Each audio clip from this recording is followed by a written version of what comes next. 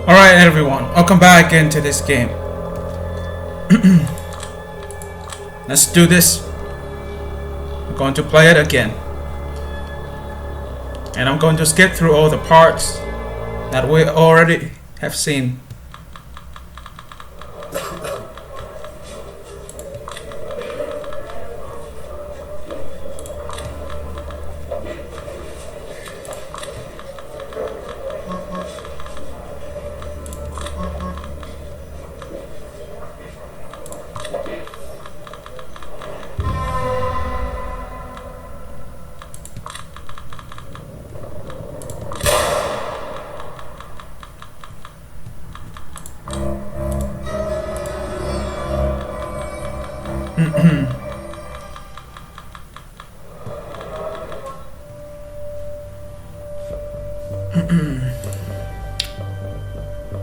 The risk of swiping right. We have already listened to this guy, right?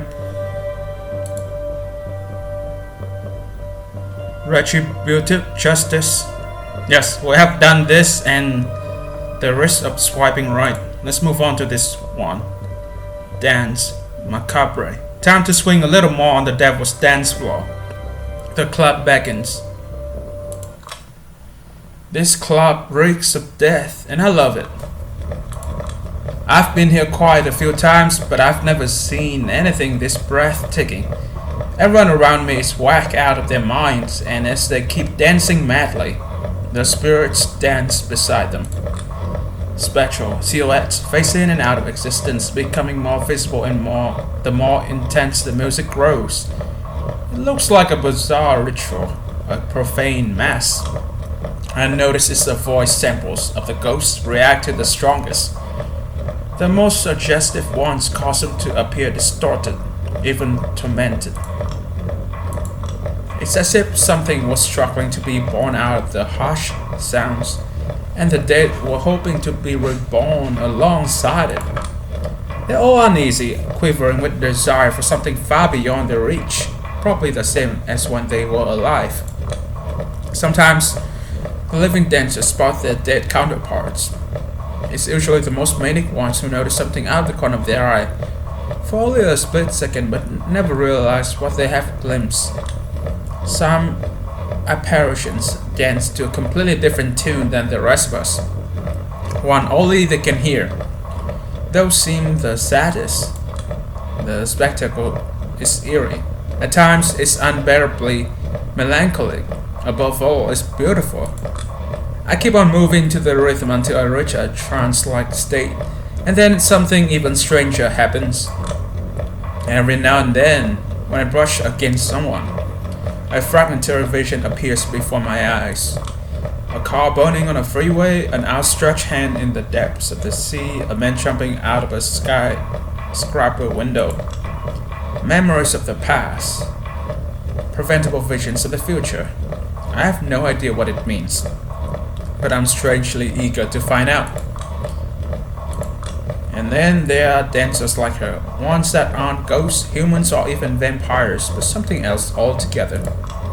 This new world is full of mysteries, and I plan to get to the bottom of them all. But for now, I just want to dance. And yeah, we're done. Let's just move on to this bully. Take a chill pill. Jesus, take a chill pill, homie. He jumps at the sound of my voice. Yep. Reverse elbow. Might as well give this a try. Before I manage to respond, my elbow crashed against his face. I feel bloody teeth land on the ground. I know what he's thinking. I should have blocked it. And he absolutely should have. But instead he just flailed his arms helplessly, as if he suddenly found himself in front of an oncoming train. A primo expressions of fear that suddenly and completely took him over.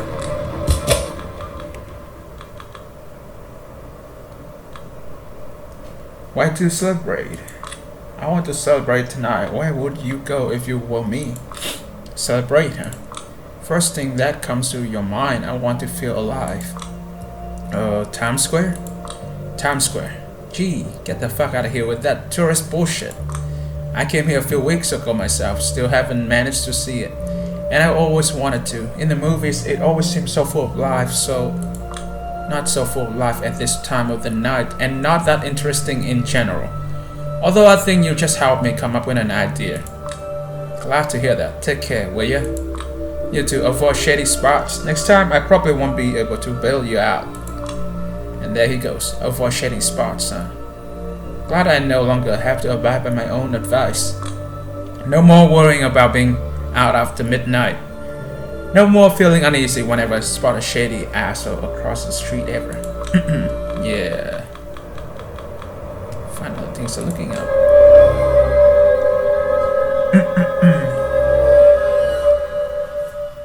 We have already done this before, so yeah, skip everything. Valerie.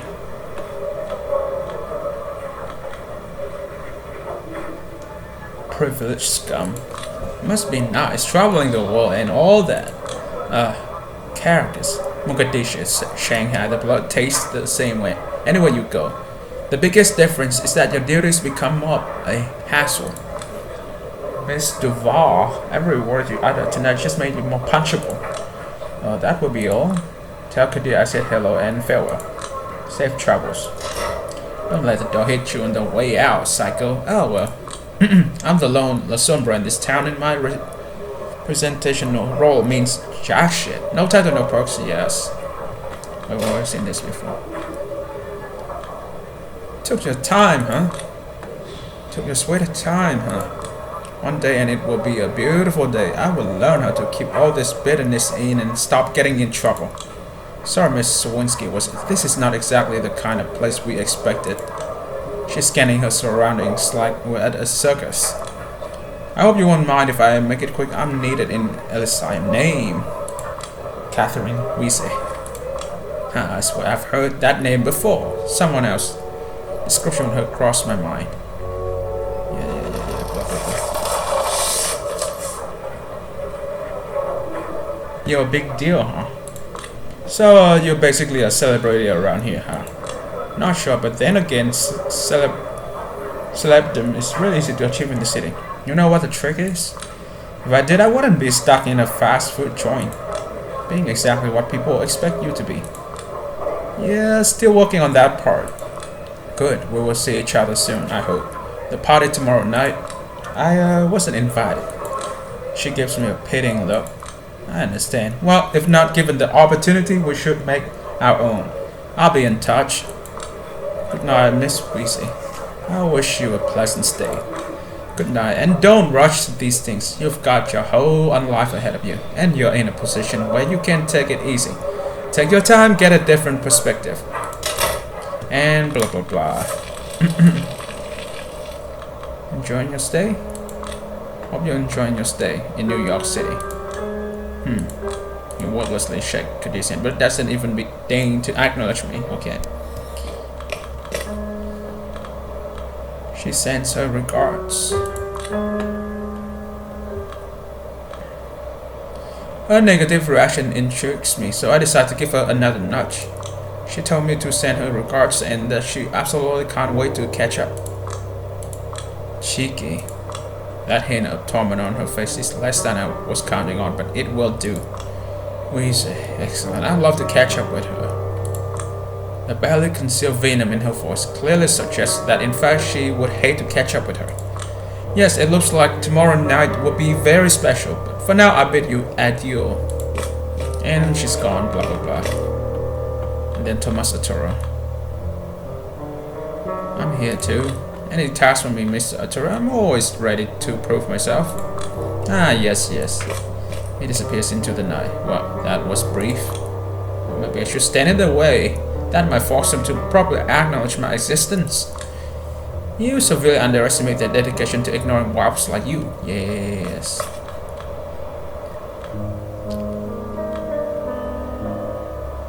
I'm not even invited.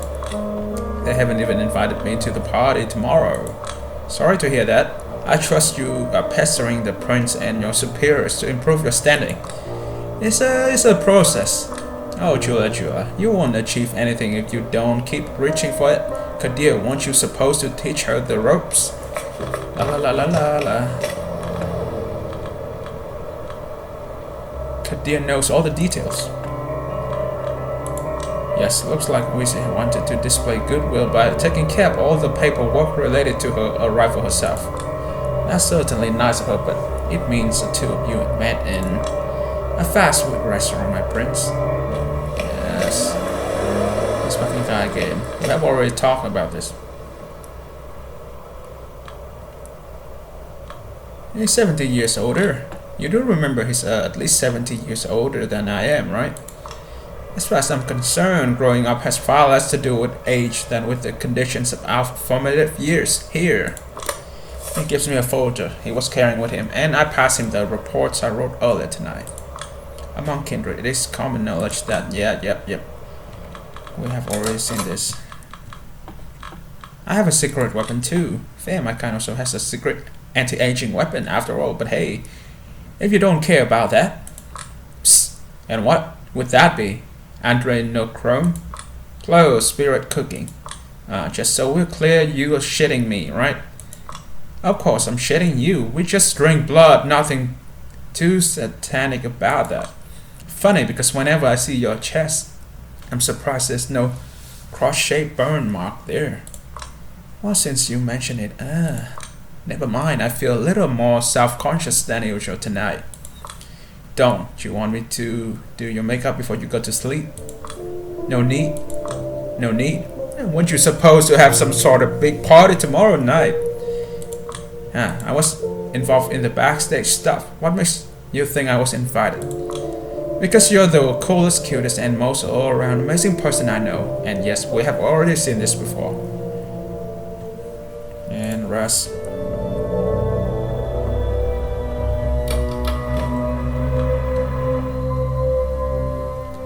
I need to break out of this mood, go somewhere I never visit.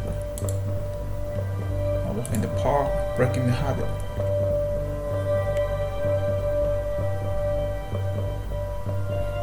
The breaking the heart bit is the part. Yes, I have already done this before. A walk in the park is one we haven't seen. Van Cortlandt Park. Funny, I never knew how much I could miss nature until I got stuck in this urban jungle for good. The sight of familiar green surroundings slowly floods my mind with the disjointed image back from when I had just moved to NYC and was still in orbit. Suppressed memories. Reminisce. I close my eyes, allowing myself to drown the stream of memories.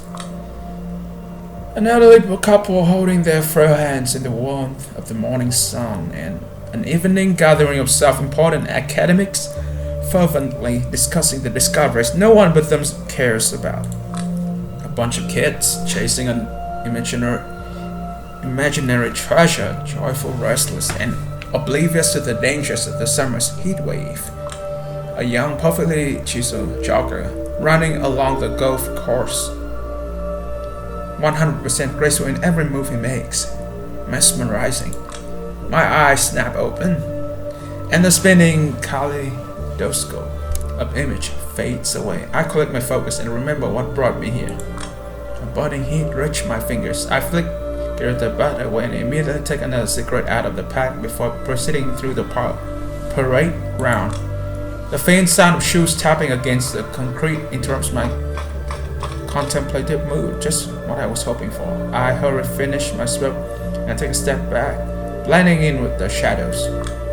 A lonely jogger runs into and out of the pale lamplight, completely lost in his thoughts, all dressed up in top-shelf sportswear. Wiry muscles clearly visible under the skin-tight outfit, and his exposed neck. I get the urge back under control for now.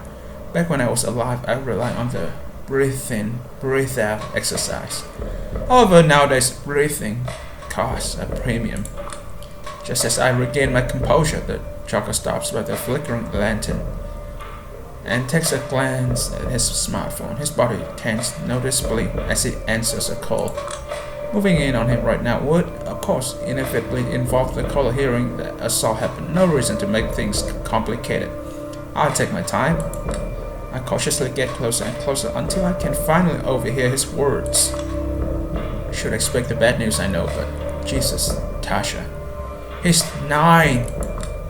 He struggles and fails to sound calm. No, she doesn't know yet. I'll tell her when I get home. I need to think this through. I know there's a lanyard, half stuck into a pocket with the Bronze Times logo slapped on it. They say there's no cure. Yeah, I heard something about experimental treatments in Rochester, but I can't make these decisions on my own. I connect the dots, realize what he's talking about, and feel like I was punched straight in the guts. Listen, I need to clear my head. Tell Jonah I need a couple of days off. If he starts throwing a fit again, tell him he better learn to write the fucking column on his own. No, seriously. Thanks, Tasha. Yes, I give him a kiss from his auntie. The moment he hangs up, his composure goes out the window. He basically stumbles to the nearest bench. God damn it. His faint sobbing stops me in my tracks. I lose my appetite. Feeding on this guy would feel nauseating anyway. Just when I convinced myself that I should let basic decency take the reins, he noticed me creeping around. He gives me a startled glance, eyes damn, looking absolutely miserable, busted. So what do you say to a guy you were just about to assault in a dark park but thought better of it? It's gonna be fine. I'm lost. Can you help? Suddenly the prospect of engaging him paralyzed me. I spilled the first thing that crossed my mind. I think I'm lost. I've been wandering for like an hour, but I can't find my way back to the golf house. Spoken like a true damsel in distress. Fuck's sakes. The man looks at me with suspicion. His eyes are still watering. You got lost in van, calling alone in the middle of the night, and sober at that?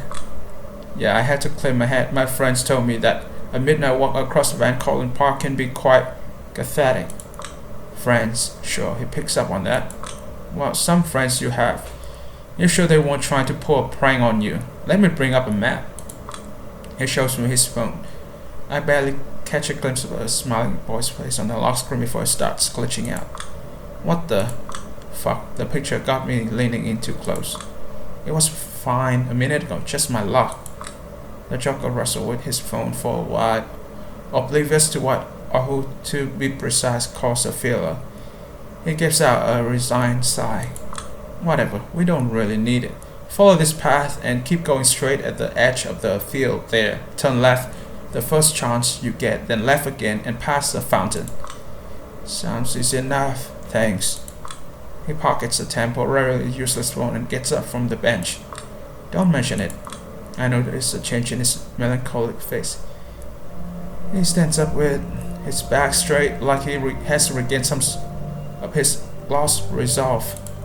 He nods and starts running straight back to his problems. I start walking in the opposite direction. Even though I might regret the show of abstinence later, what little remains of my humanity inside my shriveled heart encouraged me to think that letting this guy go was the right thing to do. I need a change of scenery to break out of this mood, and an opportunity to actually get some juice into my veins, relatively guilt-free if possible. Guess that's enough human interaction for one night. Yep, we have already seen this. He shouldn't be here. Big bad wolf here. He's dead.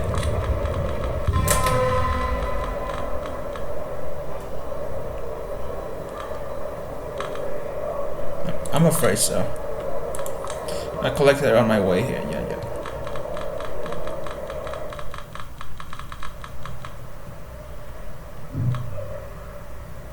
That's correct. Nobody asked me what I think. And why is that? Nobody asked me if I agree. Do you really think you are in a position to refuse? I look at him, I look at Arthur, I look at the prince, and I know the answers.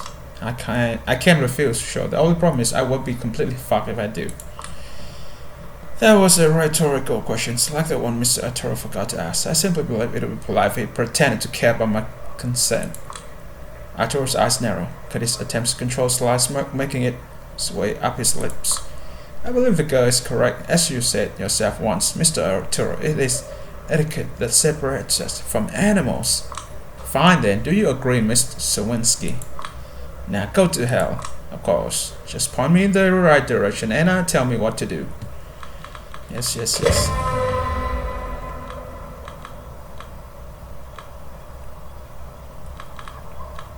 I need guidance.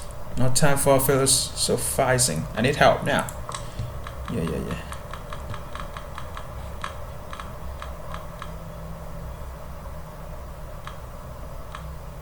What makes you important? What do you do to hold so much sway over the city? I have the best occupation in the world, and I make sure nobody is better at it than I am. And that occupation is a socialite. And that was your last question. Direct the rest of them to her. Yep, Mia, I see her. Yep, the ghost helping you.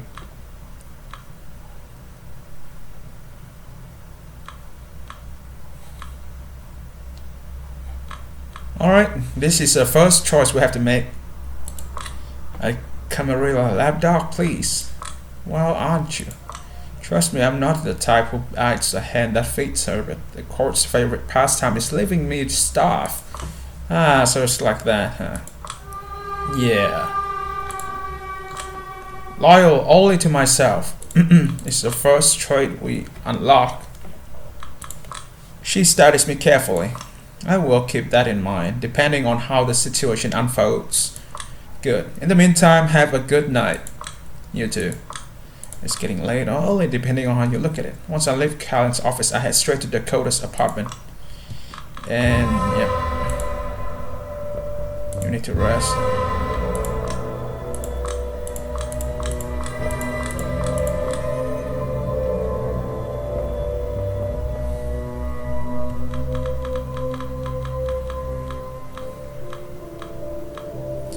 Okay, I think I get it. Wow, I'm 99% sure this is complete bullshit, but I'm buying it. I mean, it totally misrepresents most conspiracy nut jobs I knew. But it's interesting and fun to think about, so I don't really give a damn. It's the truth. See, that's the idea, you get it.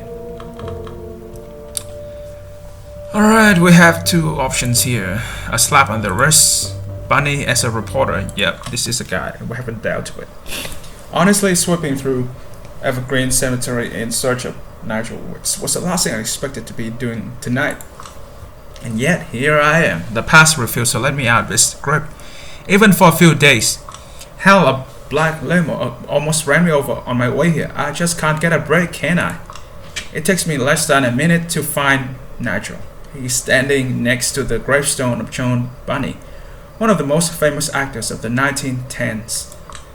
Why there exactly? Well, the man is paranoid, which is why we were forced to come up with such an unpredictable method of choosing rendezvous points. It had to be ambiguous enough to seem incidental to a casual onlooker, but reasonably uncomplicated so that this dumbass couldn't mess it up. So we decided on silent film actors. Whenever he wanted to meet, he left me a note with an obscure movie title. Then I only had to look up who star in it and make my way to their final resting place. Yeah, maybe it feels somewhat goofy and unnecessary, but it's also been fun and ridiculing Wordsworth's paranoid would be a classic case of the pot calling the kettle black. There he is, idling away his time on his smartphone, rapidly swiping left with noticeably increasing frustration. Too many girls will actually know what they want from life in a row, Nigel. Don't worry, I'm definitely not that type. When he sees me, he reacts as if he has just seen a ghost, a regular comedian. The man halts a few feet away from me and crosses his arms, giving me a dirty look. What the hell are you up to these days, Sawinski's? Too busy for your old pal? You never write, you never call. He puts on this completely unconvincing frown, but quickly loses it, bursting into sincere laughter. Shit, Jules, not gonna lie, it's good to see you.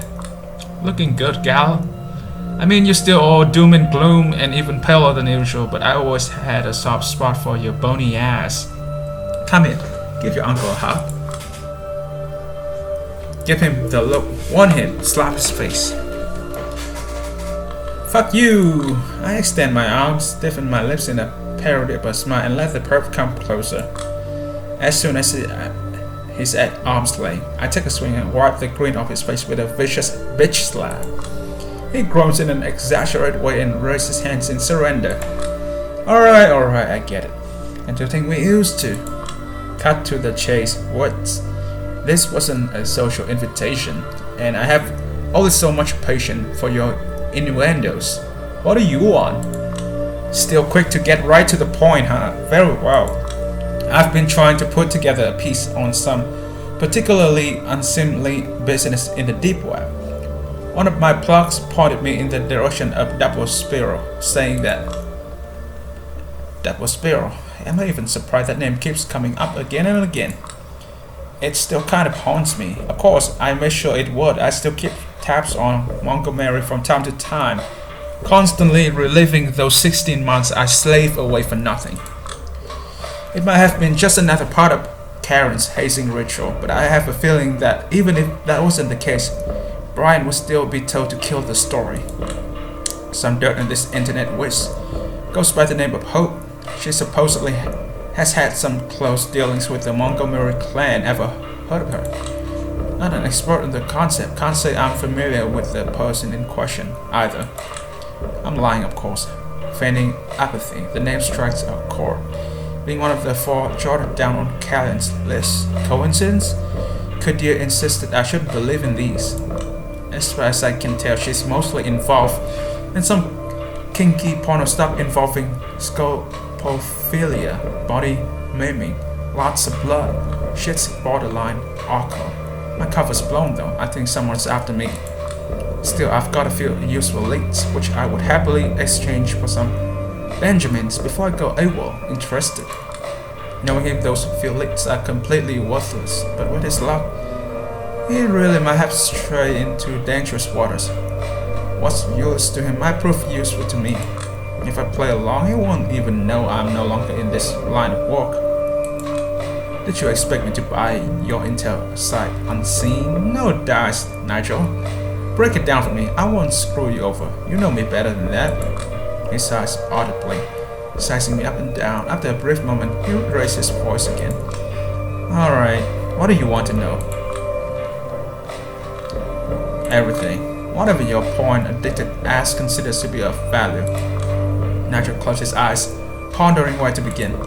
Now, this might sound complicated, so I can send you some helpful YouTube videos later, but here we go. For the next few minutes, Nigel explains his findings while desperately trying and mostly failing to make them sound like something more than dumb urban legends. Among the many threats, he mentions blood trafficking, secret turf wars, the coven of Masonic lodge types, the biblical flood, and businessmen consorting with the devil in search of immortality. To common ears, all of this would probably sound like some bullshit conspiracy theory. But from what I can gather, he's flying dangerously close to the sun. At the moment, he doesn't know jack shit and has no proof of anything, meaning he doesn't pose any real danger to the Masquerade. His conviction in following every possible lead was what made me work with him in the first place. God damn it, I'm not sure if I can just let him go. You know, Nigel, I shall watch our friend John Bunny. He portrayed a reporter in one of his silent pictures. In the film, he disguised himself as a woman and infiltrated a secret savage meeting. Of course, he fucked it all up and got chased up by a tree by an angry, ace-wielding liberationist. This kind of journalism makes infinitely more sense than the bullshit you're spouting right now. Sorry. I know how it sounds, Jules, but I have this itch in the back of my head telling me there's more to it than it seems. And you know my sixth sense hardly ever fails me. I think it's horseshit, and I leave it at that. So what about that Hope girl? Got something worth pursuing? Maybe. She's an enigma. A total fucking mystery. The only thing I'm certain of is that she exists and enjoys streaming for an exclusive audience. Supposedly she's into cryptocurrencies. You know, those bitcoins things. I could never make any sense of it. It's a scramble, I know, but I promise you that somewhere within lies a juicy story for someone like you to pursue. Hell, I have a hunch that if we join Fox, we might really hit it big this time. Thoughts?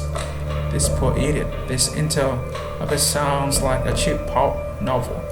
No one in their right mind is going to pay a dime for it. It will ruin his credibility, if he still has any. If he persists in spreading this bullshit, it will probably completely neuter his ability to harm us. Eventually. If the arbiter gets wind of his activities, Cody is going to get involved. He's going to ask questions, and the answers will get both me and Nigel in trouble. You're awfully quiet, Jules. Speak up. You're creeping me out. Advise him to escape, dominate, rewrite his memories. How about this? I'm sorry, Nigel. I just a bit, but still. What? He freezes in place as I gaze into his eyes. There's no blood trafficking or secret theft wars going on in New York City. You have nothing on Double Spiral, and there's no hope. You made all of it up. The idea you have instead is a non-fiction book about toxic masculinity. You're going to do your research and you're going to pitch the book to everyone as a real expert on the subject. It stands there, completely perplexed, suppressing layers of rewritten memories. With his mouth wide open, stuck in a bizarre pose, he looks like a total goofball. I can't help but snort. John Bunny wouldn't compare, especially if that guy really follows his programming and a comedy of error ensues. He's going to recover in a couple of minutes, but I'm not sticking around. This trick has taken its toll on me. I can only keep my fingers crossed that it sticks. Best to bury the memory of this meeting along with the rest of my past. Alright, let's go and drink some blood here. Bloody Masquerade. Put the menu back. Most of my kin can't stomach the liquor. Any fluid other than blood or food, really. I've got no reason to believe I'm different. Glare until he goes away. Tell him to piss off. My unsure voice twarts any attempt at sounding imposing. Can you bother someone else? I'm not in the fucking mood. He seems unfazed by my words, just tilts his head a little, like a hound dog catching a scent. I feel spiders crawling up my spine. Is there something wrong? Here, let me. Hands off, asshole. Yeah, potence.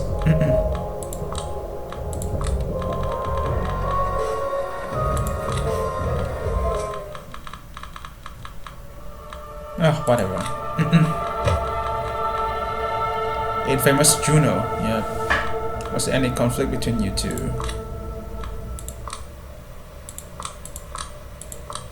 Nothing I can think of, but I did take offense to one thing. It was quite rude of him not to give me a proper warning before he departed. Still, this line of work is not particularly a favor. Yes, we have already seen this before. That one time in high school. Oh god, Julia, this is not the time to revisit the time you particularly perceive as ground zero for your fuck up mental state. Get on with it. Anyway, last but not least. Yep, Sylvia. Compassion, confusion, contempt, compassion. Let's try compassions. You may call me whatever names you want. I will still pity you, old man. Why, ain't that mighty grand of you? I see what you are. In some ways, compassion from the likes of me is probably the worst gift you could get. Ha ha ha ha ha ha ha! Feeling of having hit the jackpot. It doesn't feel like this is the way these events took place. It's more like a way to explore Agatha's emotional truth about the way it all unfolded. In any case, the diary is reacting to me. Yep. Death, destiny, dream. What about the dream? Let's say I helped you out and we both make it out alive. What would you do afterwards? Maybe I'd kill the woman I once thought I loved. Maybe I'd visit the old country. Maybe I'll embrace myself a new son. No idea the world would be my oyster. What do you care, boy? I care because I wanted to. How should I say it? Envision my future in relation to these plans. You'll be under my protection for as long as you're in the city. If you chose to leave, I helped you out. If there's one thing that's still intact about me, it's my honor. suspicion. God damn it, what are the two of you talking about? Why did you meet? Explain. I've shared my intel with you. Is there anything you know that I might need to know? You've gotten yourself into a giant mess, boy. You think what you know is bad? You don't know half of it. But if you want to resist, first off, you're going to have to bite the hand that has been feeding you for so long. Blood running cold. All the scribbling disappear and another set starts taking their place. Yeah.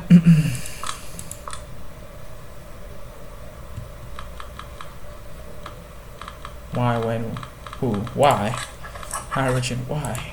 Why? You can't be serious. This experience needs resource, and I wouldn't be able to provide all the needed materials in a reasonable time frame all by myself.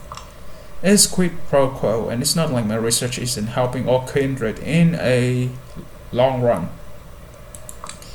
I don't feel comfortable being a part of this at all. I always thought we were busy with science, not politics. Oh yeah, we have heard this before. You goddamn rat. I beg your pardon? I'll be finished. Yeah, right, as if I could ever got the courage to say this to your face. But the least I can do is to try and stab you in the back.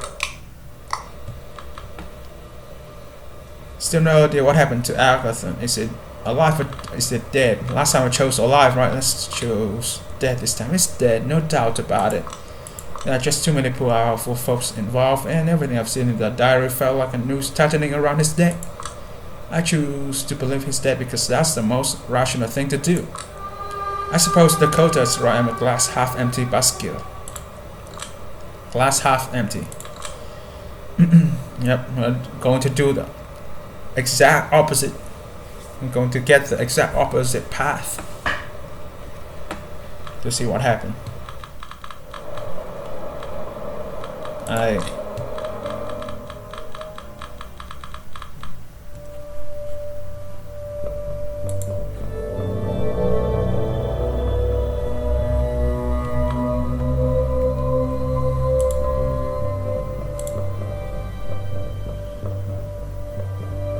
Okay, that's my table. That is Mia. Hide and seek for dummies. I'm being tailed. The last thing I need right now is a way to stop or following my every step. Did I take this investigation too far down the rabbit hole? I'm sure there are better ways of finding solitude than wandering aimlessly in the endless downpour. There are nights when I dive straight into a thick crowd and vicariously enjoy their sweat, their hypnotic moves, and mindless self-indulgence. When my body starts to resonate with the relentless wall of sound, everyone disappears and I'm raptured into a perfect kind of isolation. Then there are those nights when I crash on the couch while Dakota goes on a rant about something so far removed from my area of interest. I zone out and enjoy the privacy of my own thoughts. But then there are moments like this one, nights when I just want everyone to shut the fuck up so I can think. Those nights I usually end up mindlessly strolling along the rain-swept streets before inevitably ending up at Big B Burger. Or at least, that used to be the norm before the whole mess. Lately, even that kind of solitude seems out of my reach, especially when I'm being tailed by a poor man's Ethan Hunt on a crash diet. He's been following me for 10 minutes, and so far he has managed to bump into an empty newsstand, make enemies of several cab drivers, and even got bitch slapped by a living statue while trying to blend in. As it shortens the distance, I grab a nearby lamppost and swing myself around like Gene Kelly, using the momentum to quickly turn around and look right at him. Hell no. He springs up into the nearest alley. I wonder if he thinks that somehow I did not notice. Make sure he knows you notice. Hey, do me a favor, will you asshole? Stop creeping on me. I'm about to walk away when an obnoxious voice not belonging to the creep catches my ear. It's coming from the same alley. It's followed by a loud crash from sounds like the metal side of a garbage dumpster, followed by a painful moan. Maybe the stalker got himself in trouble. Rap help. I briefly considered just grabbing a random off the street and pleading for help, but who am I kidding? No one in their right mind would willing go over there. Besides, there's nobody in sight. God damn it. I'll have to check it out myself. I should let that creep deal with this himself. I should, but I won't. Can't have a moment's rest in this goddamn city, can I? As I barged into the hall, I noticed two hooded jocks bullying my scrawny stalker. While the big guy wrestled with a high-tech smartphone, the slicker one keeps punching. How nice of them to share responsibilities. Dominate, turn them against each other. Oblivion scares them away. Fuck them up. Nah, you don't want to do that. When you have that guy watching you, turn them against each other is a better choice. The roughneck noticed me, drops the phone and looks into my eyes. Big mistake, he freezes in place as I boil into his mind. Grab the little guy and keep running east as fast as you can. The dog stiffens like it's the first time a complex idea has ever popped into his head. He turns towards his mortified buddy, grabs him kicking and screaming, and takes off like a cartoon caveman with a kidnapped bride slung over his shoulder. That struggle seems so comically out of place in this dingy alley. I can't help but chuckle. I pick up the peculiar smartphone on my way over to the stock. It doesn't take a genius to figure out it belongs to him. The screen is locked and glitched oddly as soon as I touch it. No surprise there. The stalker seems relieved, but at the same time unnerved by the fact that I'm holding his property. He tries to exhibit some confidence, but his trembling voice undermines the effort. Listen, I don't want to sound ungrateful or anything, but I would like that back. It's not like you can use it anyway, right? The nervous smirk on his already punchable face kinda makes me wish that I would left him to his own device. I'm of two minds about handling over something I could use to gain leverage over the sleazy asshole who's been stalking me for God knows how long. Tease him later. What? This little thing right here? Yes, that little thing. Give it back. Are you sure you want it back? Looks so tasteless and doggy. Overwhelmingly doggy. Wearing a Star Trek t-shirt to an opera doggy like Elon Musk probably thinks it's chic and cool doggy. I ain't joking. Did you see that? I almost dropped it right into the storm drain. Shit. That was close. Oh, for fuck's sake. Come on, my boss would disembowel me on the spot if something happens to that phone. Say the magic word. Jesus fucking yeah, okay, please. Can I have it back? The second it tries something, it goes back into my hands and under my heel. There you go. You catch the phone with the liveliness of a little boy getting his first video game console. Thanks, Jules. I really appreciate that.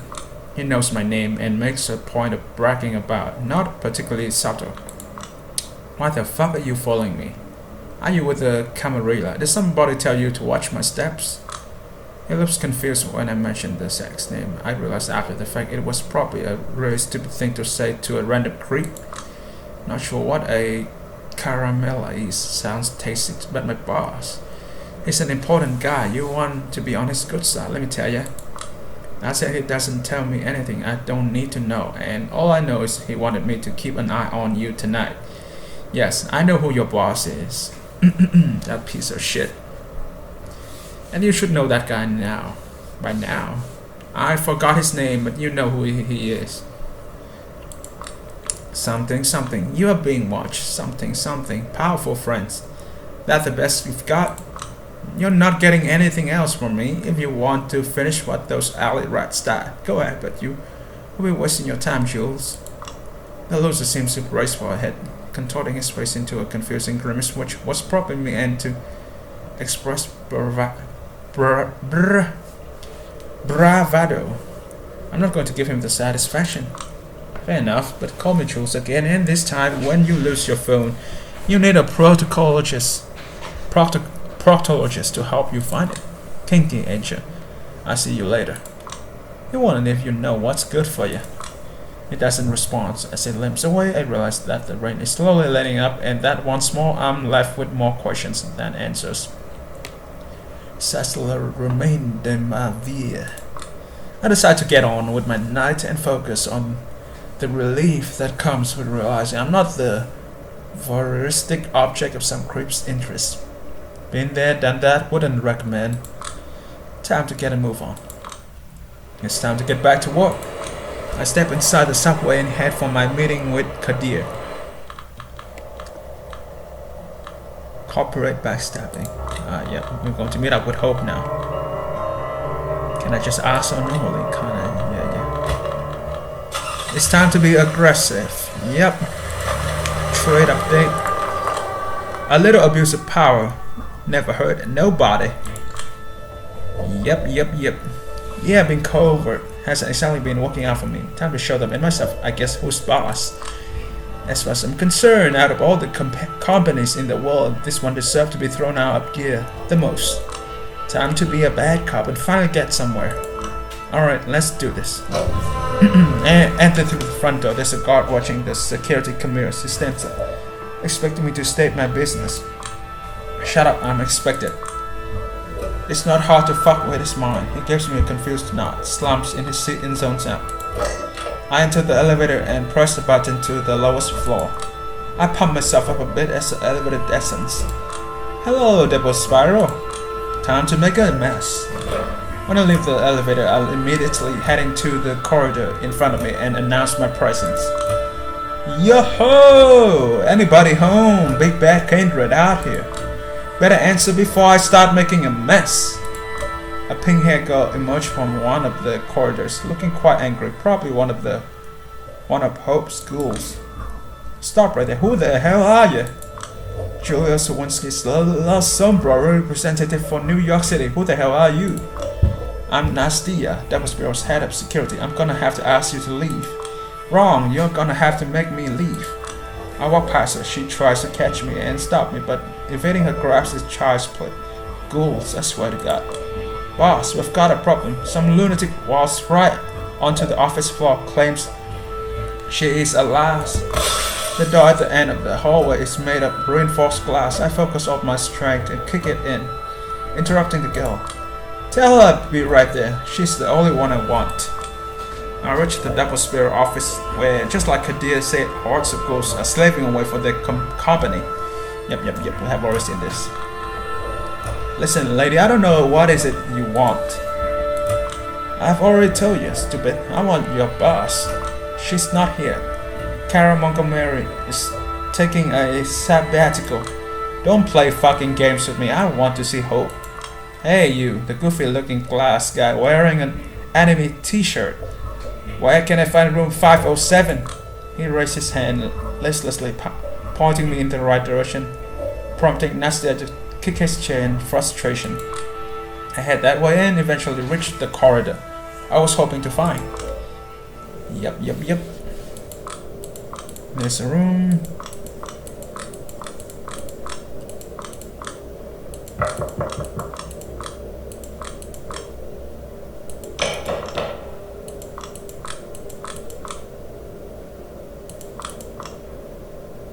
In the meantime, please refrain from making a mess of our office, will you? Knowing poor Nastia, if she was due for a heart attack, she would have it by now.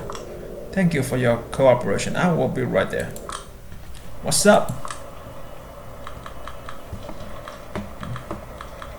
A corporate rebel, huh? Wouldn't take you for a brutal enforcer. I mean, duh, that's the idea. You want to be an unexpected threat.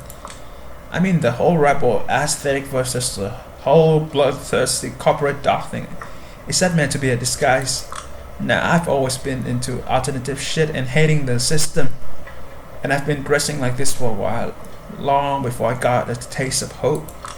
No more confusions about it. Nestor shrugs. Lady in the city were all corporate dogs in one way or another. I just cut out the middleman. More money for me, more time to pursue my own thing. So you're a sellout. Please check the bio of any alt music icon who presents themselves as a radical. Their parents, always these rich fucks. Military, CIA, predatory loans or money, whatever. And they never own it. Always squirming anytime someone asks about the position of privilege they have used to sell their maverick image. Me? I have to get my own hands dirty to get anywhere, so I will. Call surprise, I actually get her. That cynical attitude is too tempting. Lovely chat, girls. But I would love it if you save it for later. I'm COO now. I have a lot of duties I must pretend to handle. I just need to ask you a few questions. Sure, yeah.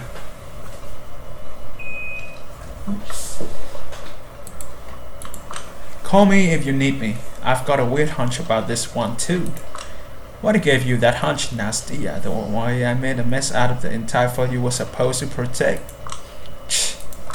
We'll talk security later. Don't worry, this shit happens. For now, take 5. Nastia leaves and I'm left alone with Hove in the corner of the office. Oh yes, yes. You should make amends. Someone must take responsibility. Listen, I get why you're mad, but this is a corporation. Diffusing responsibility is what it does. Everyone who worked here was guilty, so are all double spirits, clients, shareholders, etc. I hated Montgomery too. I took the company from her hands as an outsider. And now I'm the only person on a power trip here. All the fuckheads who disgusted me are gone. You want to hold me accountable? Sure, but hold me accountable for my own actions. Hell, these would be more than enough to put me away for life. The biggest case in my professional life solved by some widow who fucked Kara and Jesse over in presumably underhanded ways.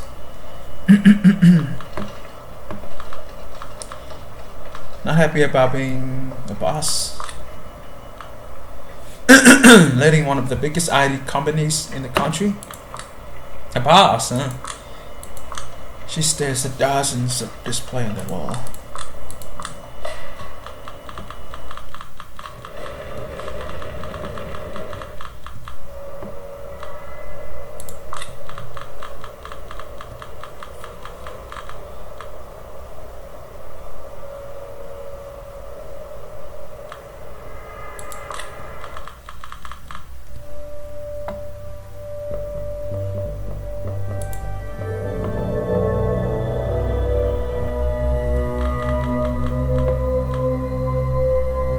Kadir needs me.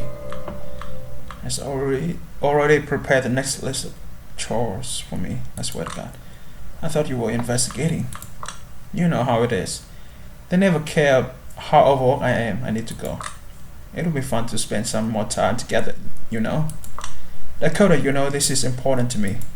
I know, but I would like to know I'm important to you as well. That makes 2 of us. Camarilla shyness. All prince of cats. I need to resolve this thing with Dakota. As if going around because on behalf of the court wasn't stressful enough. Maybe a visit to some quiet neighborhood will help clear my head. Yes, let's do this. There it is, that distinct vibe of Manhattan residential area. And an unmistakable scent of casserole enveloping the surroundings in a heavenly aura. The atmosphere of desolation makes it feel more like purgatory, though. There's not a single soul in sight, and oh crap. Looks like I'm not alone after all. Some guy exerts himself climbing a nearby tree. I instinctively take a step into the shadows to remain outside his line of sight, but I can barely see anything from where I stand. Stay low, move closer. Call him out. 3 minutes go by and he doesn't make a single move. Dear Lord, even when you come across someone planning a witch stunt in this place, it's as lethargic as everything else. Whatever she's planning, it's definitely not worth the wait. My patience runs thin. Hey, free solo, get down here. The trespasser pivots rapidly, startled by the sound of my voice. Just as he noticed me, he loses footing and dives straight into the front yard of the nearest house. Oh shit! He drops to the ground with a muffled thump. Luckily for him, the lawn hasn't been trimmed for a while and the tall grass cushions his landing somewhat. As soon as he recovers, the guy gets up and starts limping towards the fence. He tries to climb over, but quickly ends up back on the ground, clutching his leg in pain. He turns to me and starts begging under his nose. Hey, you, ouch, shit, please, I'm hurt. Do me a solid and open the gate. Well, with his ankle twist, he's not going to get out of this mess on his own, and it's not like I'm particularly law-abiding. This is fishy living. Potent. Break the gate lock. Let's let the residents know who's here. Okay, I want to see where this goes. So why shouldn't I help it? Just stay where you are. Don't move. I don't know how to. And shut the fuck up. Relax. I got this. Into a swift, bouncy step, I reach the front gate. Obviously, it's locked, but it's not like that ever stopped me before. Once I'm sure no one can see me, I focus my strength on the gate and pry until the quiet crack announces that the lock has given in. The extraction goes as smoothly as it ever could. I get in quickly, take the guy by his arm, and help him slowly limp out of the front yard. I let go of him a few steps later. He leans against the fence with noticeable relief. Ouch, thanks man, I really appreciate it, man. The hell were you doing up there? Well, this is embarrassing. More than falling on your ass like that? He chuckles slightly and looks up at the window. The same one he was trying to reach a few moments ago. This is gonna sound pathetic as hell, but my crush lives in this house. Her shithead father kind of hates my guts, so we get together in secret. Because of her folks nagging, she can't seem to make up her mind about us. She explicitly told me not to swing by her house, but you thought it was a good idea to climb up the walls of her keep like a goddamn Prince Charming and break your neck in her front yard. My remark really gets to him. Yeah, but what can I do? Give up on her when in my heart of hearts I know she loves me just as much as I love her. It ain't easy being this cheesy. She's got you good, huh? That she does. Well, throw a rock at the window. Tell him to confront her father. Or feeding opportunity. Oh hell no, I'm not going to feed on him. That's just so fucking. Tell him to confront her father. Maybe we can throw a rock at the window. Tough shit, pal. Think fast. I pick up a brown pebble and toss it at the window. In a few seconds, it opens with the creak of a wooden frame, followed by the muffled but undeniably happy voice of the residents. Prince, what are you doing down here? I told you. Abe, I have something important to tell you. Can we talk for a moment? She hesitates for a second, but quickly jumps back into her room. Break a leg, little boy. Maybe not literally this time. He nods at me with gratitude while frantically dusting his jacket off, readying himself for the surprise rendezvous. I give him the casual salute and leave. As I walk away, I just hear smooching coming from the front yard. It makes me smile, if only a little. My peeping eye scores another victory. What a cute story. Heartwarming, nostalgic. It's just too bad it's too cliche to steal from my writing. What? You don't write anymore? Yeah, but it's not like you can simply stop thinking like a writer. Gotta use that energy elsewhere, somehow. But for now, let's just start heading downtown. All of a sudden the world ends. Yeah. Sit in this chair, we have already seen this before. It's a large SI presence, so did you kill them all yourself? You haven't answered my questions. You did this all by yourself? Yeah, I've been hunting these guys for the past few months. Aren't they extremely dangerous? Almost got me for good last year. It took me a few weeks to get back in action. Then why are you doing this? Those motherfuckers have an unfortunate tendency to hurt people I care about. Yep.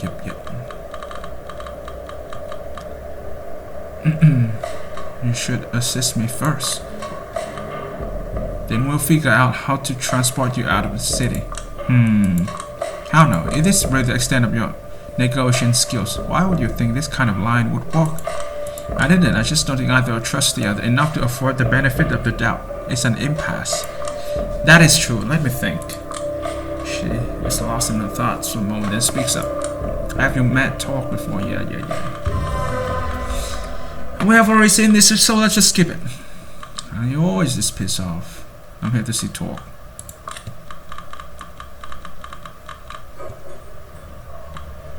Lie through your teeth. Trade update. You can't be a writer and not lie. Yep. Listen, this is none of my business, but I think we got something wrong here. How exactly? She still loves you. Poof, it's only do I for shopping, but it's obvious I hit him where it hurts. You said you just met her. How would you know? We fought an SI patrol together. That won me her trust. And then we had an unexpectedly honest talk, woman to woman. Glad me away. If she was still in the room, I'd be far too embarrassed to let the shit escape my mouth. But talk just nods, prompting me to go on. She's conflicted. She understands the painful realities of this world, but wants to hold on to her ideals. That's why it's hard to her to stay close to you. Even though deep down she resentfully respects your slow and steady work, she still wants to give her own approach a chance. Oh my god, what am I doing? Then why would she want the ring? To me, it's an obvious message. I was wrong to put my hopes in you. It's punishment. She wants it to remember you by, and to have the symbol of those hopes near her, to remind her there's always another way. Look, I know this is hard for you, but you gotta give her time and the benefit of the doubt. It'll pay dividends in the long run. Slowly make her realize her misconceptions might have been wrong. A realization slowly dawns on him. Oh my god, he's actually buying it. I'm dying inside. He takes the ring out of his inside pocket and passes it on to me. Go, tell her I'll be waiting, and that my feelings haven't changed. Of course. Should me I lead you out? No need. I manage. As I leave, I feel very self-conscious about the pace of my walk. I feel like I just got away with murder. If he realized what I said to Mia, she will probably see through my bullshit in an instant, but oh well. Won't be my problem at that point. Time to meet Tamika. I find her already waiting in front of the Jewish Museum. How did it go? She raised her eyebrows as I put the golden ring into her palm. I'm quite surprised, to be honest. I didn't think you would succeed. Turns out I'm a talented diplomat. Psst. From my experience, that usually means a liar. She looks at the ring with a gentle gaze, then stores it safely in her pocket. Or has it really changed? Who knows? I just met him for the first time in my life, alive. Anyway, I have kept my end of the bargain. Of course, it's time I keep mine. Last year, a certain fledgling appeared. Yep. You're talking about the main guy I played back in the first game. Yep. Let's rest. Let's get this done real fast so I can move on.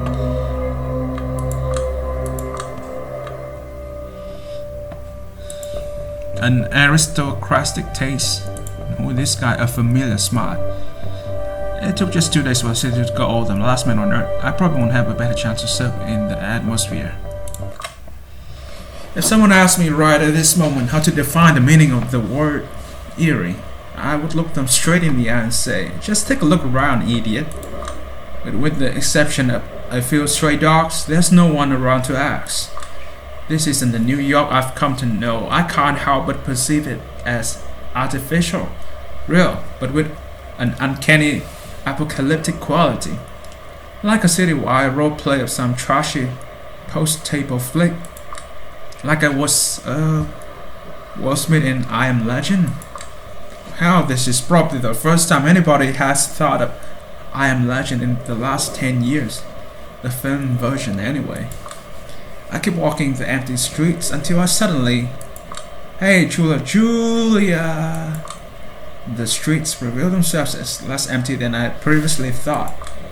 Charlie, she's been a long time. Julia, why are you so stupid? Well, that's not the line I would choose to open a touching reunion with.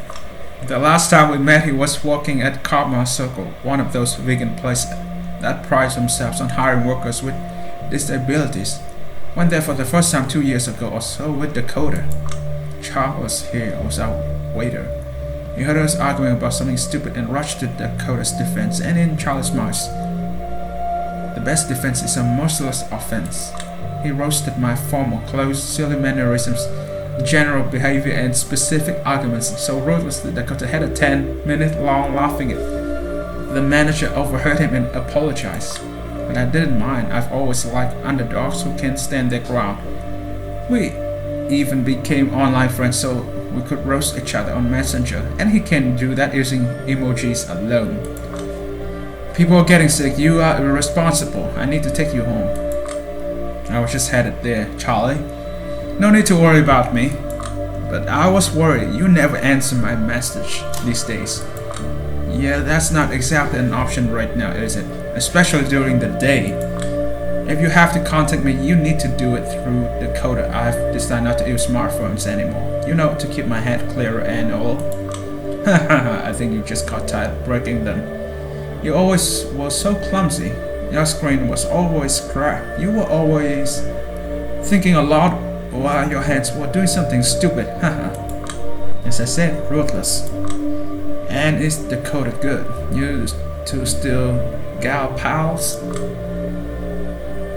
We are very good gal pals. That's good. You aren't practical. You are a mess, girl. You need someone close to take care of you. Psst, come on, said the guy who still lives with his mom. Yup, we are the same. That's how I know. He says that with such an innocent smile and so much conviction, I feel thoroughly owned. No use fighting back, switching to sincerity mode.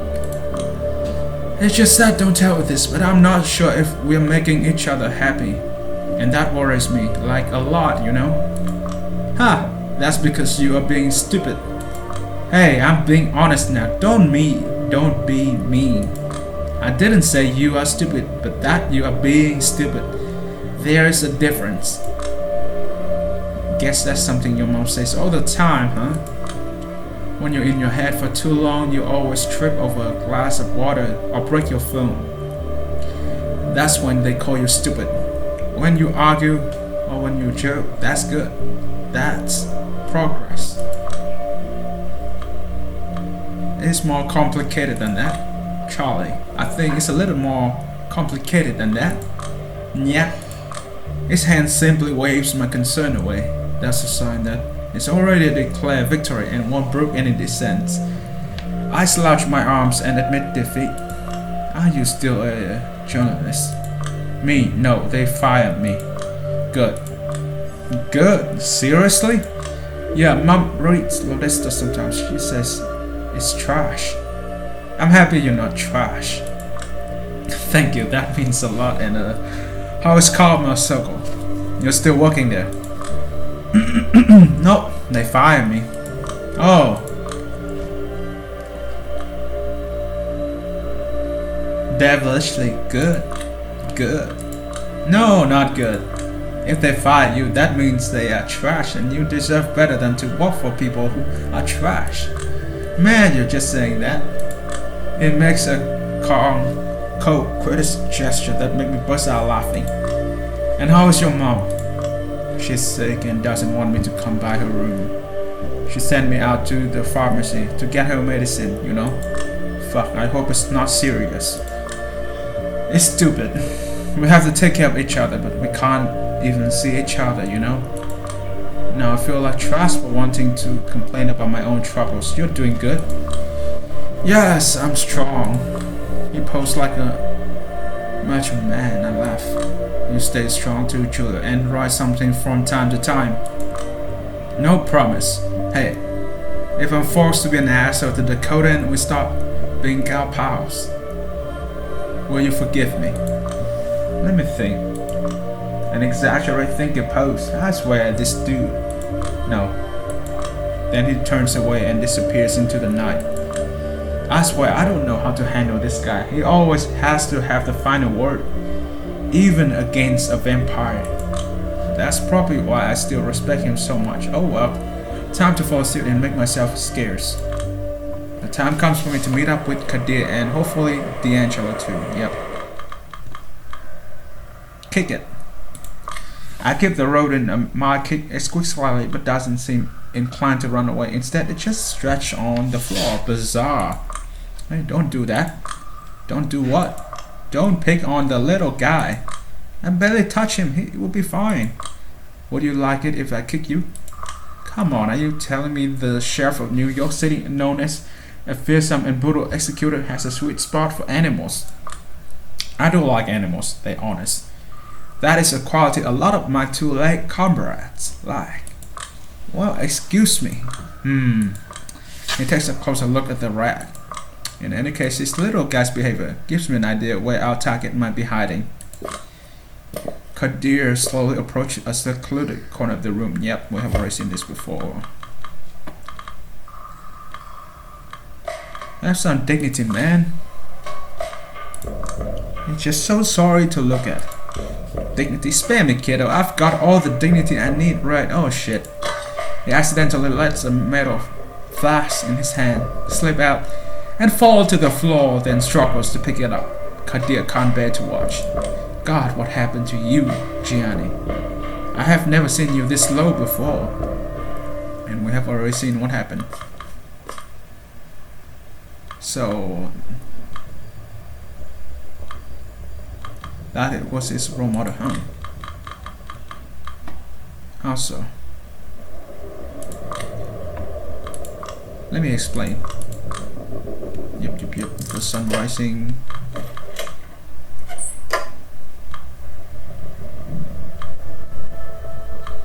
Eventually, let Kadir know. If I don't contact him in 2 hours, let Kadir knows what happened.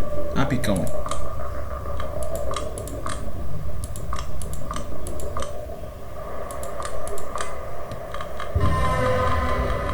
Yep, Kaiser. Yep, this is the guy I was talking about.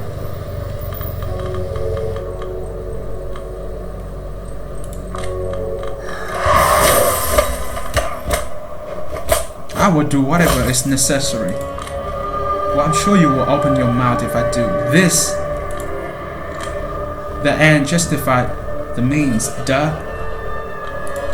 Yeah, all the traits. I put his shin against the curb. Wait, what? And kick it with all my strength. Ah! It's a compound fracture. I barely managed to suppress my gag reflex. It feels like I'm dissociating. You fucking psycho, you fucking psychotic bitch. He's actually weeping like a child. It's totally shatters the tough image he was trying to project earlier. Like this is the first time anyone has ever used physical violence against him. What if it is? You either start talking or the other leg goes. Then the hands. Then I will get creative. I try to collect myself and put his other leg against the curb. I'll talk. I'll fucking talk. The kick connects. It's a light one, a sadistic feint. It still managed to get a pathetic whimper out of him. Then talk, but this had better be good. He looks at me with pure fury, then begins to speak through clenched teeth. You wanna know who was in Callan's office before he died, little lady? Everyone, fucking everyone. And their mother was there. Van der Weyden, Aisling, Arturo and Panet, that Hummer douche motherfucker talk with his sidekick, all of them. Callan thought that the only way out was to pit them all against each other, or to ally with every single one of them. Little did he know it was in all of their best interests for him to just fucking die. That's good, that's great, but who killed him? I have no fucking idea. That won't do. Once again, I put his leg in a potential disastrous position. In response, he starts howling maniacally. You fucking said this, you fucking monster woman. I really have no idea. Who kept complaining to you about me? Who is responsible for getting rid of the evidence?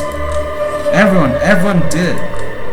Goddamn Callan had dirt on everyone and antagonized everyone, so it took everyone to fucking bring him down. All evidence is gone. Every theory is equally true, so none of it is. Don't you see? You fucking can't. Everyone is complicit, so nobody is. Why the fuck do you think Sophie Langley is no longer around? Why is Talk no longer pretending to be a revolutionary? Why are free agents involved? Why are they shutting you up tomorrow? shutting me up. Who? Can't you connect the dots, you dumb whore? What are you, a fucking retard? Somebody's about to get... Julia! I look back over my shoulder and see Kadir. Bloody hell, what is wrong with you? Kadir, you're out of control. This is why I didn't want you to get involved. I had a hunch. A hunch that the moment you get a whiff of true power, all brakes will be off. Bullshit. You're out of your damn mind. I should have you in for a potential masquerade breach. Yeah.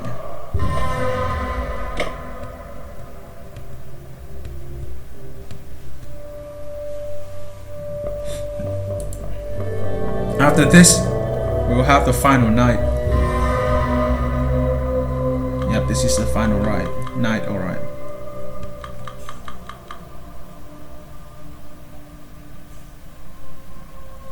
He will probably appeal to the court to sue me off the case, and if how the garbage case he was spouting is correct, he shouldn't have much hope convincing everyone. I look in the mirror and stare at my warped non-reflection. This place is upsetting. You need a change of scenery, girl. The depressing streets that were locked down New York City would do. I think of God. Maybe that's why I half-consciously picked the cathedral as my destination.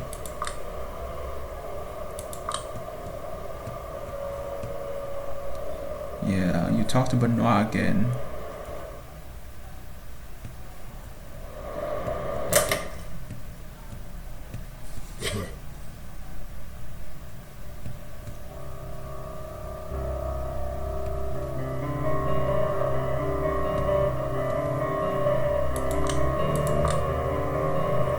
So, oh wow, that really is the angle they'll be pushing, isn't it?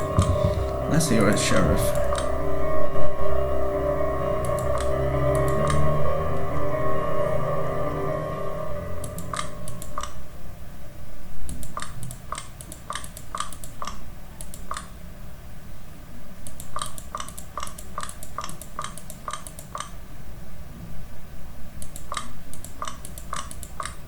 Does anyone have anything to add? Any questions to ask? Take your time.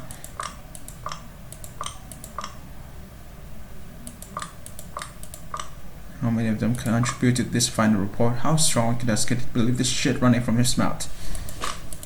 Any final statements from you, Miss? Sure, this is it. Now or never. If anyone can blow this pathetic charade wide open, it's me. But there's no coming back from this road, and it has a cost. I spent all my life and yep.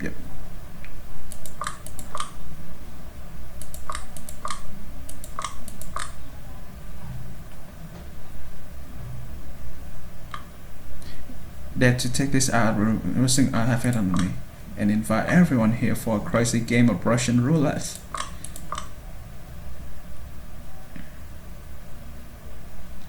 But I also get this foreboding gangster movie feeling like this is the scene where the future mobster could have gotten out but he didn't.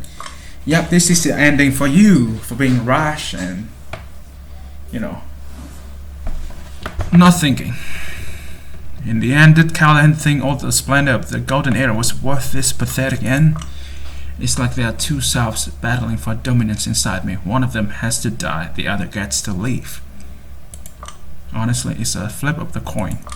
I reflect on all the kindred I've met, lessons I've learned, choices I've made over these past few nights to make a decision. Now, the way this works, I guess, is we're going to sum up every traits you have. The traits belong to the dominant side or the covert side.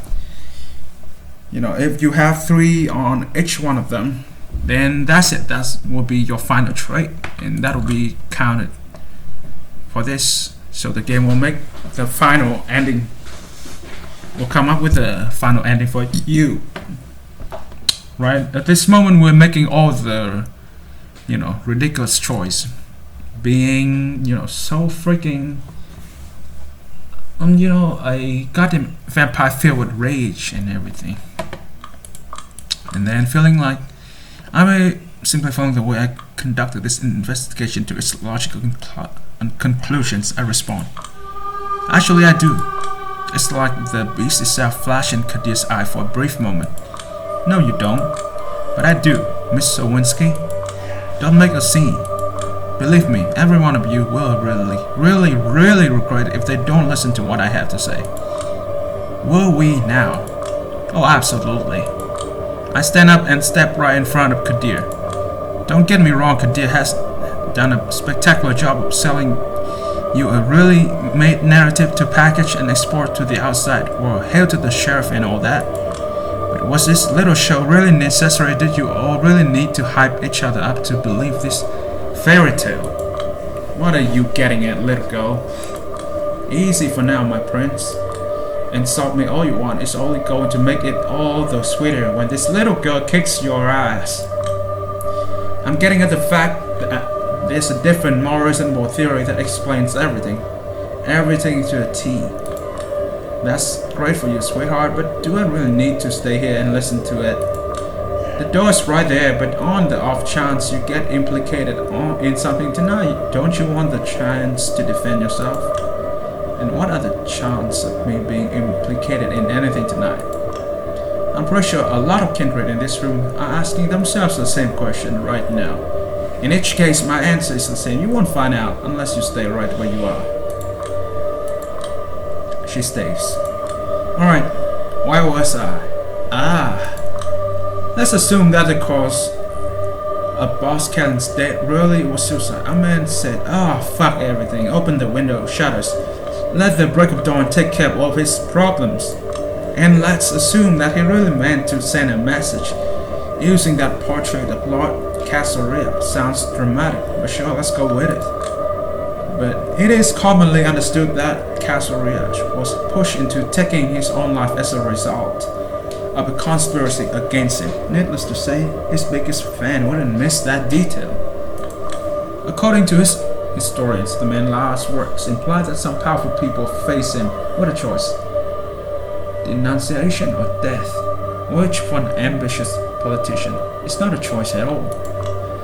So if you're claiming that Callan left us a hint, it's a troubling hint, don't you think? What are you? Enough. We're not dealing in conspiracy theories here. Of course you're not. I mean, a conspiracy theory backed by the elites is no longer called such. It's propaganda. Is there a point to this little show you're putting on, Miss Sawinski, other than digging yourself a deeper and deeper metaphorical hole? Oh, Mr. Attorney, you're still trying to tell yourself it's me who's in trouble, not you. That's adorable. Listen, you. No, you listen. He phrased in shock. Definitely not illicit resistance. I don't blame you for peddling propaganda. You are politicians. That's what you do. I'm just laughing at you for coming up with this shitty, poorly conceived propaganda. So, will someone stop her or Mr. Addison Payne, you are the architect behind the local Camarilla's current speech and general political narrative. Be honest. Does this shit show really meet your standards?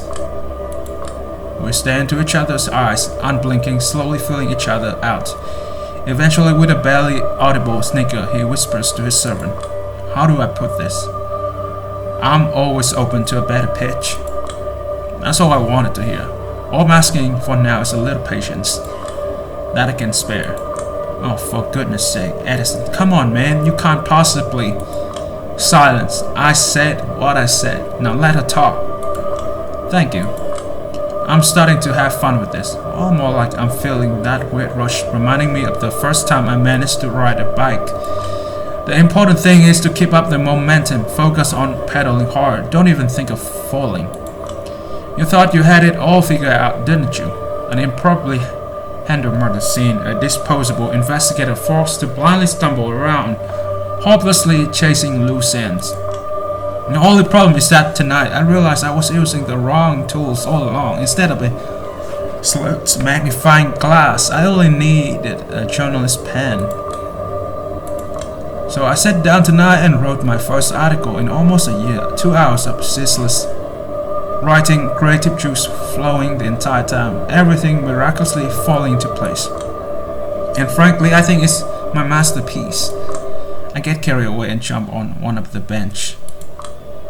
You want to hear the contents? I know you're all dying to hear the contents, so okay, let's hear the contents. Aisling Sturbridge, higher regent of the Chantry of the Five Boroughs, violently splitting with her student after he discovered her plans for horrifying experiments with blood magic. Her target, Baron Callahan, said student conveniently missing. We've got an exclusive source to Agathan, the Warlock's personal diary. Extra, extra. Read all about it. She's trying to hide that she's nervous, but she is practically shaking. I should be the one shaking. I'm piecing together what little solid or relatively solid until I had blowing it together into something coherent with educated assumptions and poor conjecture. But at least I'm fairly sure she recognized me as a threat now, just what I was hoping for. Next up, is it true that Tor, the brave Anarch Baron, primed to be the next de facto leader of the sect in NYC, might have been manipulating his entire faction to secure the position? This appeasement candidate convinced his key allies that the revolution is not an option at the moment, appearing as a reasonable alternative to his bloodthirsty rivals. His ace in the hole was a strangely efficient ability to establish diplomatic channels with the Camarilla, which he then used to gain a series of small concessions from the NYC court. Could it be that Prince Panhard, having realized that her longtime collaborator Baron Callan was just an undesirable asset, found a different, more 2020 candidate to be the leader of the Anarchs? Extra, extra, read all about it.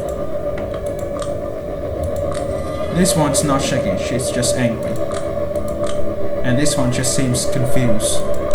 And what about the fact that Tor, Helen Panhard, Thomas Arturo, Carter, Vander Weyden, and Aisling Sturbridge were all summoned to Callan's office right before his death?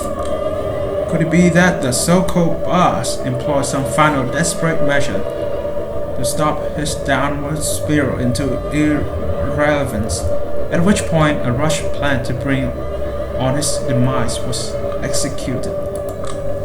Could it be that Kaiser, the legendary New York City info broker, striking deals left and right with both the Camarilla and Anarchs, wiretapped Callan's office to eavesdrop on those negotiations? Extra, extra, read all about it. You could cut the atmosphere up here with a knife and it's only getting worse. For them at least, I feel better than I have felt in years. And the fact nobody's protesting probably means I'm hitting the nail on the head. Could it be that for the entire 21st century, the conflict between the New York City, Camarilla, and Anarchs was a sham? What if the Second Inquisition's operations in the city were consulted with the leaders of the two sects? How deep does the route of corruption go? And what about Sophie Langley's disappearance? Attempts on the unlives of would-be members of a coterie she attempted to set up alongside her ward last year. Could all of these things be connected? And that's just the tip of the iceberg. Stay tuned, dear readers. Heavy silence befalls the room. When it becomes too overbearing, Kadir breaks it by hawking loudly. His poker face is indecipherable. And where, pray tell, can one read all about it tomorrow? 10 different places. Among them, of course, a report received by Clan La Sombra's elders in Chicago, constantly mixing truths with lies. I don't know some facts, I did write something. But all in all, it's a confidence grift, plain and simple.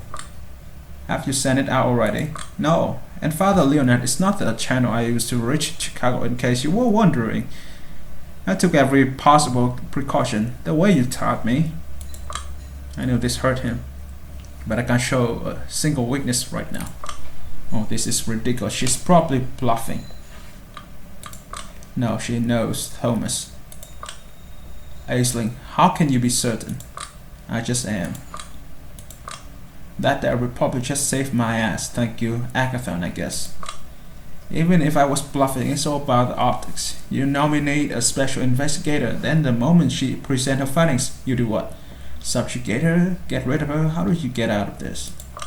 I get it, you gave me that role, or that title, because you were counting on me remaining the same shitty, useless nobody I was ever since I started working with for the court. But funny how that works, isn't it? A week ago, nobody would give a shit about what I have to say. Now I'm a grave threat to this entire Illuminati New World Order arrangement you've got going on. I still maintain you can't possibly know and prove all the claims you have listed. There's just no way. I know. I check. First of all, stop bullshitting. You don't know that for sure. Secondly, even if you're right, so what? I've got leverage now. Because of my journalistic past, you gave me a detective title that wasn't worth a rat ass in doing detective work, but ironically, it gave me the opportunity to do the best reporting I have ever done. And it doesn't even matter if it contains more facts than your official narrative. And you know why?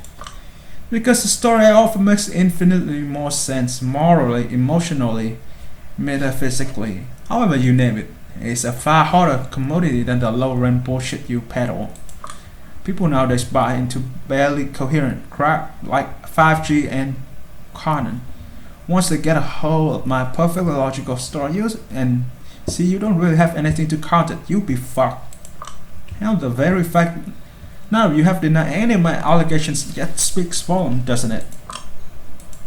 The prince is absolutely furious that she's not in charge, visibly scrambling to figure out some counter-offensive.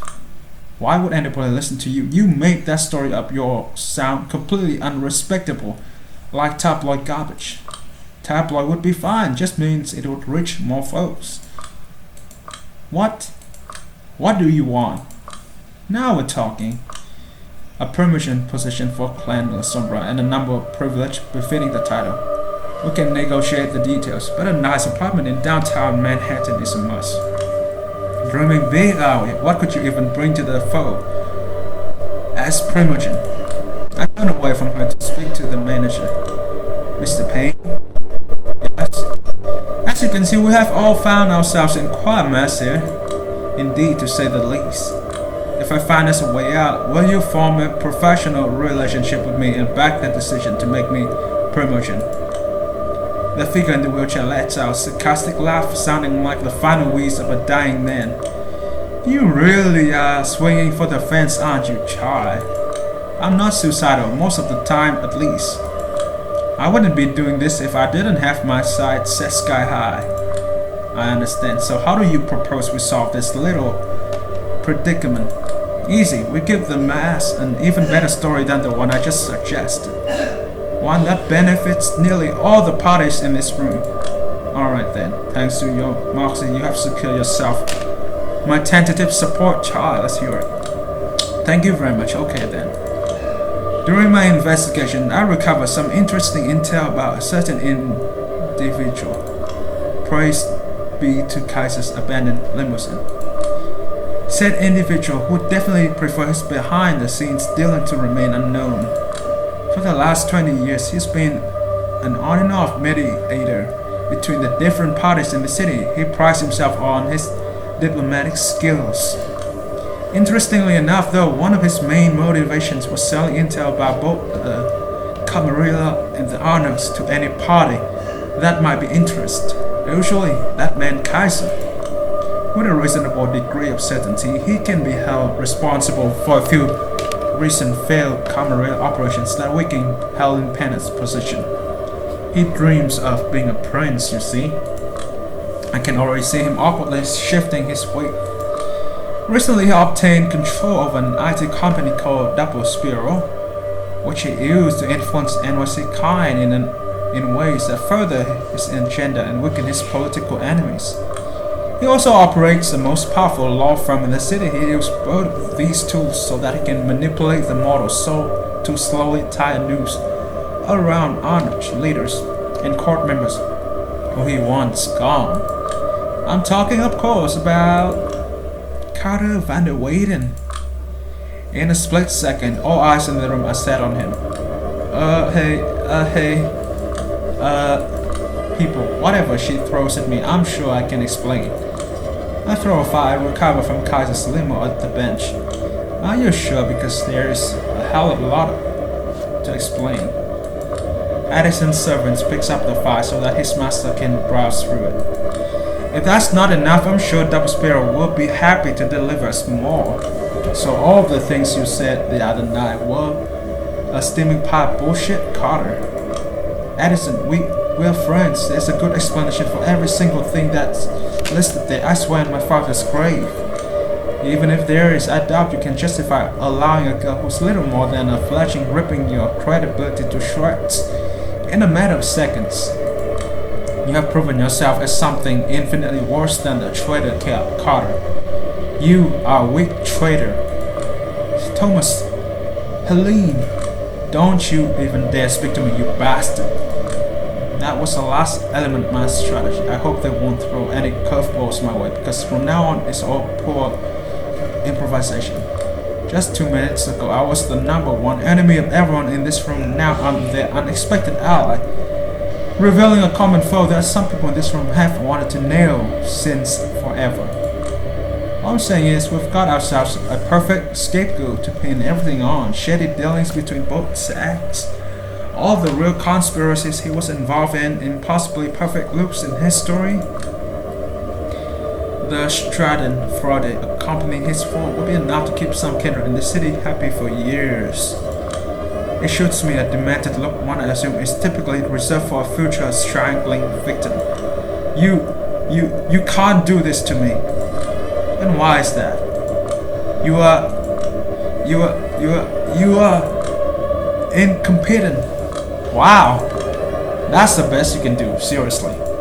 Kadir, yes, my prince. Seize him. No, I beg you, just no. You can come with me without struggle or in trouble. As usual, it's 3 strikes with me, then you're gone. No. Holy fuck. Holy shit. He talks a lot but puts up minimal resistance. Kadir drags him out of the room, and that's the last I ever see of him. For a good minute, everyone just stands there, confused. Then Addison begins to clap. Bravo, Miss Lewinsky's. I haven't seen such an adventurous power play in years. Maybe your generation is not all lost, after all. Does that mean I can count on your support? Of course. As far as I'm concerned, you're the kind of ruthless Primogen this city needs. Especially now, when one seat will probably be made vacant. So what do you say, my prince? Panhead recoils a little when she hears me refer to her in such an official manner. My relationship with Addison is a decades-long conflict, and by now I know which hills I'm willing to die on. This is not one of them. Rejoice, girl. You are going to get what you want, as far as deserve. We do have one important condition, though. Of course you do. Mr. Payne, as I'm sure you will agree, being Primogen is an important representative position. It demands nothing but a display of impeccable respect for the Masquerade and the traditions. Of course, it is my concern that it wouldn't be proper for us to be represented by someone who openly violated the rules of kindred society. But of course, that wouldn't do at all. They'll have to openly renounce their old ways, at the very least. Indeed, and I think that in the case of Miss Lewinsky's, who has lived with a mortal under a single roof for a long time, the best course of action would be to renounce her and give her up to our sheriff. That kind of gesture would prove the new Primogen's dedication to the court beyond any reasonable doubt. Yes, I definitely agree. Her ambition and pride are admirable, but it would be prudent for of us to demand a display of humility as well. Sadistic fucks. My thoughts exactly. Well then, your answer, miss. Hey. What's so funny, Miss Lewinsky? I see it in your eyes, Satori, you naive fool. You think you're so goddamn clever. You think I would have gotten this far if I didn't think it all through. There's only one response. I agree, do what you must. He's speechless. He thought he had me pinned and I simply respond with a checkmate. Guess that solves our problem then. Let's head out for now. It's been an exhausting evening and dawn is nearing. Yes, let's just do that. He walks Payne out and looking unstrung and defeated. Soon after, Kadir was ordered to take care of the coder. He asked me if I want to know what was done to her. My reply was honest, not really interested. No. He said that I had gotten myself into a terrible game, the rules of which defied comprehension. I replied that if I'm winning and climbing upward, I must be doing something right. Still, we don't talk too much these days beyond professional interactions. I have a much bigger world to think about now, one that fills me with happiness.